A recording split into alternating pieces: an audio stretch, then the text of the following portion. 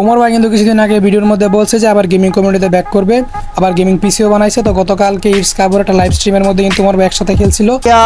ওমর ভাইকে বলেন gaming channel খুলতে, সেখানে 1 মিলিয়ন সাবস্ক্রাইবার আমরা করে দিব ইনশাল্লাহ। ভাই আমি জানি তোমরা কইরা দিবা, ওরে এতটুকু ভালো তোমরা বাসো, এটা আমি জানি। বাট এই জিনিসটা ধন্যবাদ গাইস, থ্যাংক ইউ। আর গতকাল ওমর ভাই যখন ইটস কাবর ম্যাচের মধ্যে খেলতেছিল লাইভ স্ট্রিমে একসাথে, তো এর মধ্যে আবার আরেকজনের ব্যবসা শুরু হয়ে গেছে।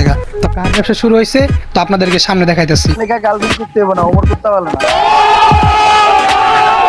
ওমর ভাইয়ের সাথে এই ম্যাচের মধ্যে আছিল আমাদের জারা গেমিং উর্ফে সবাই। তো এই চার্জারটি বিশেষজ্ঞ মেয়েটাকে তো সবাই চিনোই, জারা গেমিং।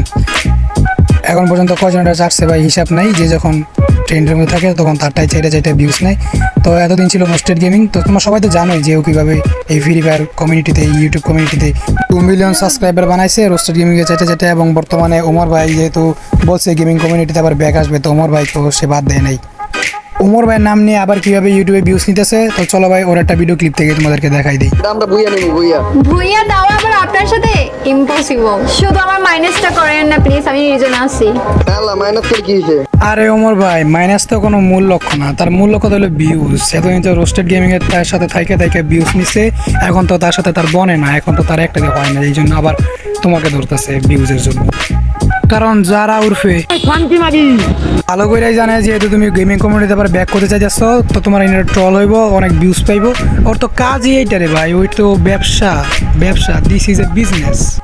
তো গাইস, এই বিষয়টা নিয়েই ওমর ভাই আর রোস্টেড গেমিংয়ের মধ্যে একটা সমস্যা হইতেছে, যেহেতু আর ওমর ভাইয়ের সাথে যারা গেমিংয়ের আগে থেকে একটু ভালো সম্পর্ক ছিল, এর বেশি আর কিছু না। কিন্তু বর্তমানে ভিউজ পাওয়ার জন্য ওমর ভাইয়ের নামে অনেক খারাপ কথা ছড়াই যাচ্ছে অনেকেই।